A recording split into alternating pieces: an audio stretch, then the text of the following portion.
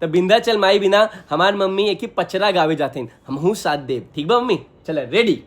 विंध्याचल पहाड़वा से निकली देवी मैया हो की तीनों जुनियाना, मैया बदलैया अपन रूपवा हो की तीनों जुनियाना।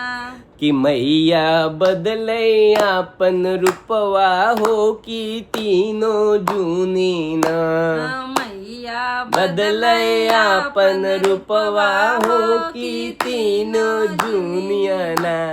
पहली की दुनिया मैया भइली लड़कवा हो कटोरवा लड़के ना, मैया खेलै मटिया धुरिया हो कटोरवा लड़के ना।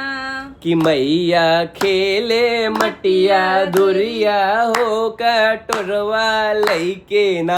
तो ऐसे ही अगर माता का पचरा का तो गावे खोए का तो सोहर गावे खोए तो हमका और हमारे मम्मी के कांटेक्ट किए जा, हम सभी 500 रुपया ले भाई और हम सभी आके गावा करब। ठीक बा? ऑनलाइनो गाई सकती वीडियो कॉल पे। ठीक बा? 200 रुपया में एक गाना गावा जाए। ठीक बा? चलो भैया रे नमस्ते, हमारे साथ नया धंधा भाई, बाय।